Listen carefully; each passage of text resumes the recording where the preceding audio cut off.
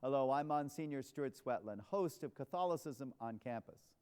We have a special episode today that discusses a new academic institute that's being founded in Nazareth, Jesus' hometown. Please join us for this exciting discussion.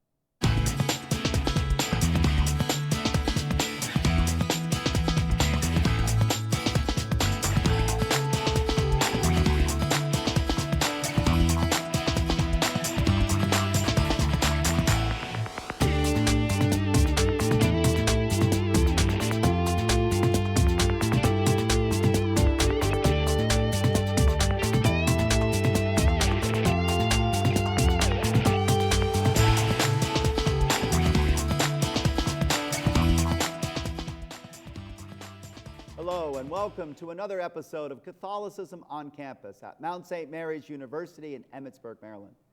I'm Monsignor Stuart Swetland, the Vice President for Catholic Identity and Mission here at Mount St. Mary's University. And this is a very special episode of Catholicism on Campus because we're going to discuss a new academic formation, a new academic university that is being formed in Jesus' hometown, the Nazareth Academic Institute. And this institute is dedicated to peacemaking. Jesus, who grew up in Nazareth, spoke these words to his disciples, very famous words. How blessed are the poor in spirit, the reign of God is theirs. Blessed too are the sorrowing, they shall be consoled. Blessed are the meek, they shall inherit the earth. Blessed are those who hunger and thirst for holiness, they shall have their fill. Blessed are those who show mercy, mercy shall be theirs. Blessed are the pure of heart, for they shall see God. Blessed too the peacemakers, they shall be called children of God. How blessed are the peacemakers. And there is a group of men and women coming together to form a peacemaking institution through education in Nazareth. We're fortunate enough today to have with us one of the board of trustees of that institute, Dr. Robert Prescott, who also is an English professor and dean at Bradley University in Peoria, Illinois. Welcome, Dr. Prescott. Thank you. I just got a promotion from chair to dean. Well, chair, dean, that's right. I'm going to ask you right off. Tell us about this new institute, the Nazareth Academic Institute. Okay. Let's see, where do I begin a long story? The journey to Nazareth Academic Institute began in the heart of a Melkite priest that I know as Abuna Shakur, Elias Shakur. He's now the Melkite Archbishop of the Galilee in the north of Israel. And he had a vision that he could bring all the peoples of the state of Israel together as children and educate them from kindergarten through high school. And over the years of the 1950s, 1960s, and 70s, he achieved that dream.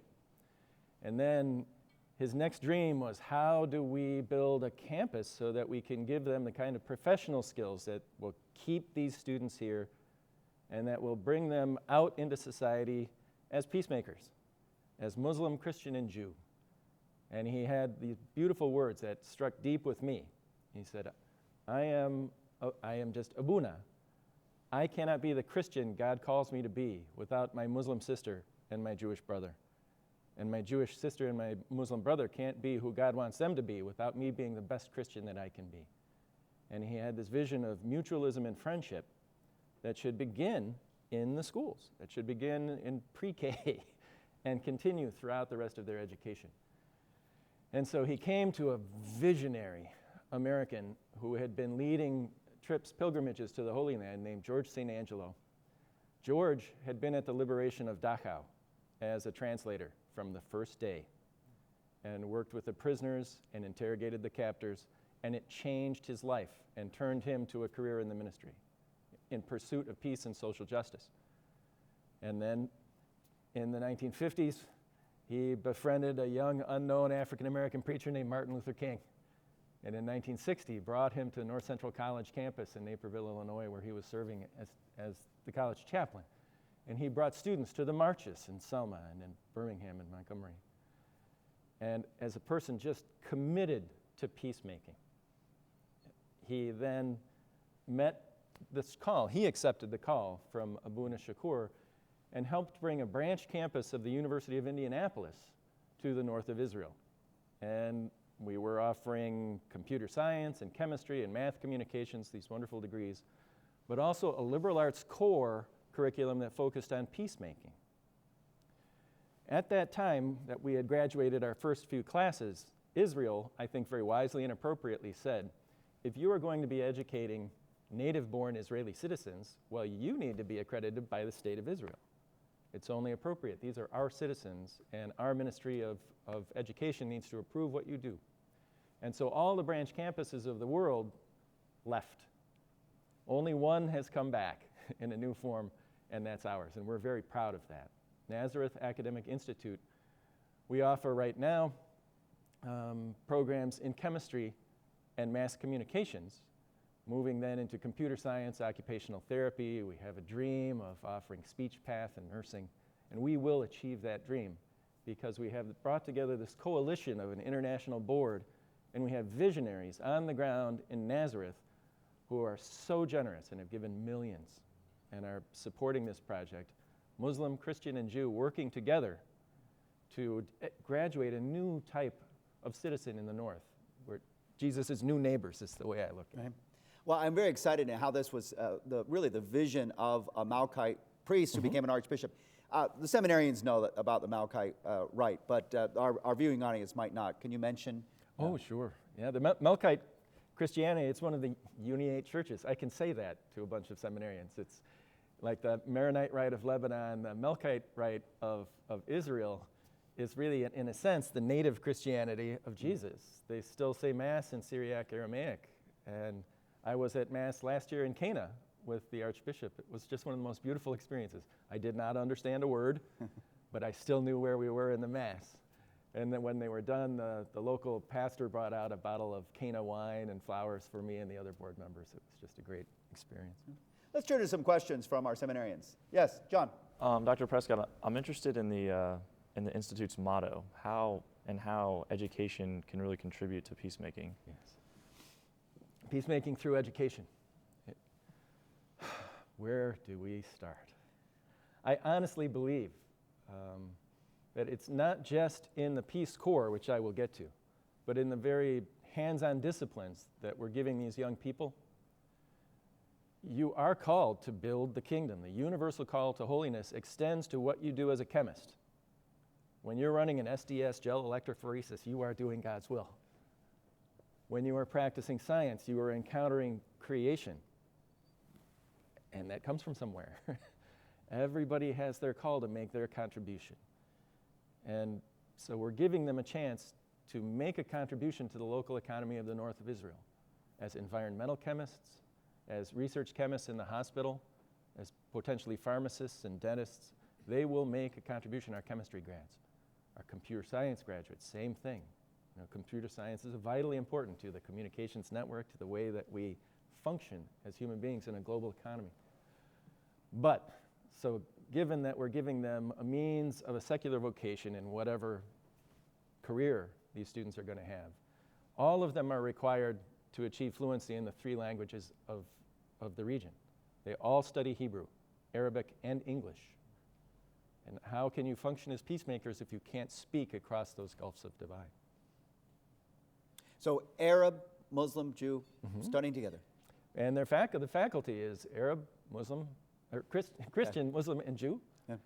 And the model that they set, the lived example that they set for their students in their friendship, in their collegiality. We have a Jewish faculty member who lives in Haifa. And her friends say, aren't you afraid you're going into Nazareth? It's just such an Arab place. And she just smiles and says, afraid? No, there's nothing to fear. I said I would agree to come teach at this school, but only if my friends taught me to become fluent in Arabic, that beautiful language that opens us to all of that beautiful literature. David Ben Chaim, one of the most famous educators in the state of Israel, is with us. And Muslim doctors, we have someone who's a neurosurgeon but teaches chemistry for us, really as charity.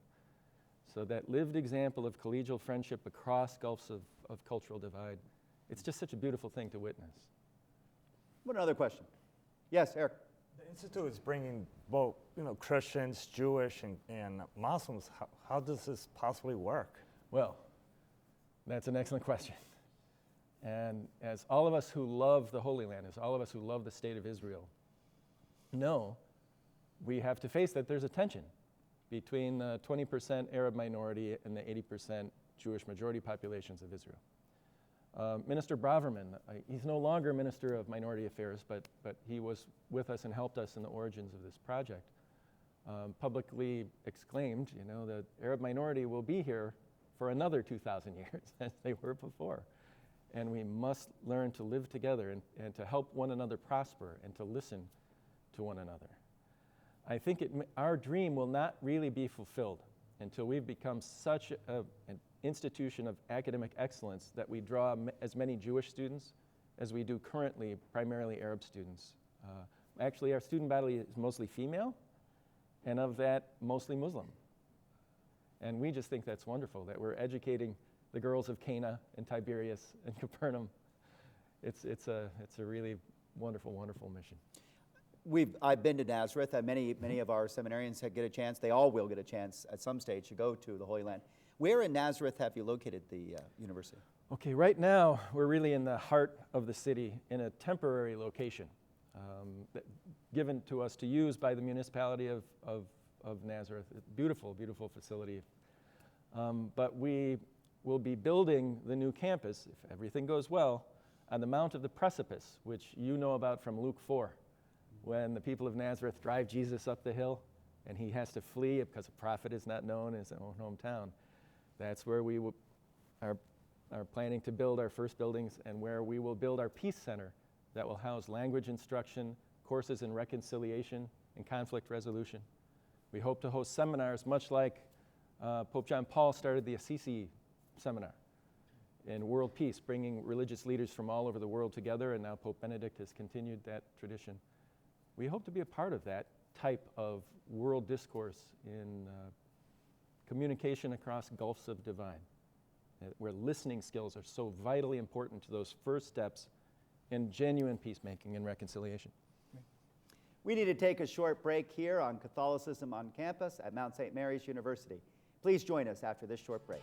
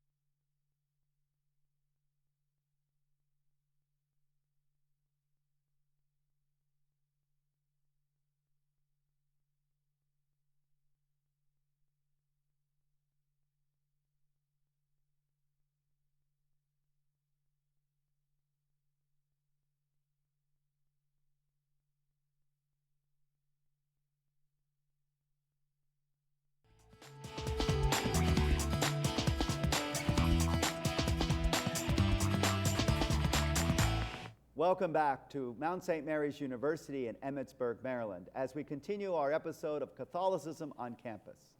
we've been discussing this exciting new apostolate in higher education that is taking place in the hometown of Jesus, in Nazareth, the Nazareth Academic Institute, that's bringing people of the Jewish faith, Christians and Muslims, together in the Holy Land to study at university.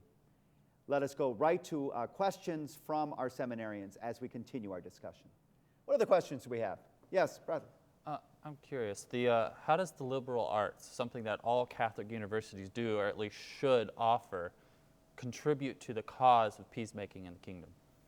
Oh, that's a wonderful question.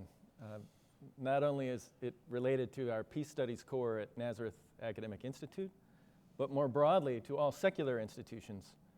Outside of the context of Catholic higher ed, we refer to it as general education. I've never really thought so much about the nomenclature of that, but I will tell you this, that I agree with the provost at my institution at Bradley University that the most important elements of any college student's education comes in the general education curriculum, not your major. Your major, let's look quantitatively at the bar graph of your education. Here's your major, and here's gen ed. And that's where you get those life skills. That's where you're challenged to go beyond your comfort zone. I'm an art major, why do I have to take 2 science classes? I'm a philosophy major, why do I need to take math? You know, those traditional universal college student questions. Well, let's talk about that. Because the life of the mind is more broad. Because the needs of your community are more broad than that you just be an expert in some trade. As a university-educated person, you're being challenged to be an analyst. You're being challenged to be the best possible communicator you can be. You're trying to learn to become the kind of listener who can bring peace and can mediate conflicts. You're trying to make you a more ethical person, someone who's inclined toward those in need, inclined toward making the right choices when a bad choice is available. That general education really is about what we in the Catholic tradition would call spiritual formation. But in a secular context, it's still, what do we mean when we say we're making people better citizens? My university was founded by a brilliant visionary woman named Lydia Moss Bradley, and she was a great benefactor of my hometown here of Peoria. One of the things she did with her wealth, and she was the wealthiest woman in America, was she endowed every single church in the town, all of them. The Protestant churches, the Catholic churches, and as Monsignor can attest, there are many, the Universalists, because she believed that all of these people growing in their own faith traditions will lift up the community and that they will all work together to make that town of Peoria, the greater state of Illinois, and the world a better place. How does it work that in your own experience, some of the results? I've seen some beautiful pictures of Christian women together with Muslim women from your institute. So tell us about some of the results. Oh boy, results in education really are the students. All the buildings, all of these lifeless things, even faculty are in a sense kind of lifeless in this way. The life of the university is always the students. They're the blood that courses through the body of a university and gives it its life and its mission and its purpose. Our students, again, primarily women, for whom for cultural reasons, these young Arab women are not allowed to go to Hebrew-only universities or can only travel so far from their hometowns. And so we're able to bring educational access to them. I've met with an alum from our first campus that I mentioned when we were a branch campus of University of Indianapolis, and she's now a dentist, very, very happy, has her young family started. We have people who are going into mass communications, and we have our own radio station. And again, where they're getting out these messages of peace, mutual understanding, communication across gulfs of divide. That's beautiful. The results really are the students themselves. Good. How about other questions from our seminarians? Yes, Adam. What types of studies should all Catholics of all different educational backgrounds be familiar with? That's a great question. And let's just start with our common understanding that the word Catholic, small case C, means universal. Well, I think maybe I would rephrase your question as what really belongs in general education, and preparing people to be both good citizens and good children of God in our perspective. Well, forgive me for starting with English, and you can see why English is required everywhere. You know, that how do we grow as writers? You grow as writers as you grow in your understanding of audiences and matching the message to the audience. You grow when you understand that you really shouldn't be asserting points without being able to back it up with an analysis of evidence. Assumed wisdom, kind of the enemy of truth. Well, we know this is true because, why? Everyone says so. No, an educated person, the liberal arts, because they free you from assumed wisdom and make you a critical thinker. So any of those disciplines that increase your ability to grow as a critical thinker, you have two sides of your brain. You need to be challenging yourself to take those disciplines that are quantitative. And so I believe science should be required. Everyone should take science classes. We should all go as far with math as we can. For me, differential equations was my only elective as an undergrad. And Monsignor at the Naval Academy, he's probably worse. You know, there is no field of study that's irrelevant. But to come maybe back more precisely to your question, I think communication is prime, critical thinking is prime. And so you need history. I would suggest you really need a little bit of economics, the dismal science. You know, psychology is a noble, systematic examination of trends in the human experience. Sociology is the same kind of thing, but on a grander scale. You know, what discipline of the academy could be irrelevant to a Catholic student? Especially, I would say, to a seminarian, as you have to minister to people from all walks of life and all vocations. But I took your question a little bit differently. As I heard it, I was thinking, you know, not everybody goes to college. Not everyone's called to go to college or has the opportunity, but we're all called to be educated people. Educated means, it comes from Latin, educere, you know, to be led out of ignorance into truth. And of course, Jesus said he came to proclaim to us the truth, and the truth will set us free. So all people should be trying to become better educated. It should be part of a lifelong commitment to learning, to going deeper into the truth. So just because I can't go to college doesn't mean I stop my education. I think of Mark Twain. Don't let schooling get in the way of your education, right? So we all should be studying Scripture to learn it and know it better. We all should be studying our faith. We all should be reading literature, knowing the political realities around us so we can build up our culture. The list goes on. All the list you just gave is something that's part of our vocation to be lifelong learners because we're growing in the faith, growing in truth. Yeah, college is just a launching point. That's all it is.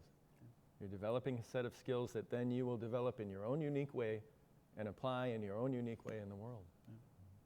How about other questions? Yes? Ed. Thank you, Monsignor. Doctor, you discussed your work at the Nazareth Academic Institute. Would you consider that work to be a vocation? Yes. I'm good at the straight answer to the good question. At both levels in this instance. I mean, imagine what it's like to stand on the mount of the precipice and to know this will be the site of the new college. Or to go into the chemistry classroom and to see the students with headscarves and without headscarves working as friends. To see the young women and young men learning the craft and the trade of mass communications, and knowing that those friendships that they're building are going to lead to a new generation and to a new life of mutual friendship between the people of the different religions of the region. How could I not feel that as a religious vocation, not just a secular vocation? And I'm touched with the reality of this institute, because I think if you look closely at the Second Vatican Council's teaching about interfaith dialogue and ecumenical activity, it seems to me that I have what I call my 3 rules for ecumenical activity. One, we should always emphasize what we share, because ultimately what we share is a lot more than what divides us. The 3 great religions of the book share a tremendous vision of God as merciful, as a God who wants relationship with his creation, a God who creates and holds and sustains us in being. The list goes on and on. We should always emphasize what we share. It's much more than what divides us. Second, we need to be honest about what divides us, because there are some things, and that's one thing when you have sincere communication, you can, in an atmosphere of peace and harmony and safety, be honest about where we disagree. We believe Jesus was a prophet. People of Islam believe Jesus was a prophet. We believe Mary was a virgin. People of Islam believe Mary was a virgin. But we believe Jesus was more than a prophet. This is where we disagree with people of Islam. We need to have that sincere dialogue. So we emphasize what we share. We're honest about our differences. But third step, and these steps go together simultaneously, see where we can work together. Share common projects. And what's a better common project than common education and preparing people to live together as citizens and as friends across these divides? So I think it's a powerful, powerful witness to what Jesus calls us to do, to be peacemakers. Thanks. We've been discussing this wonderful, exciting new institute in Jesus' hometown, the Nazareth Academic Institute, but more generally discussing how education should be formation in peacemaking and in building up the kingdom. Please join us for another episode of Catholicism on Campus from Mount St. Mary's University. Goodbye.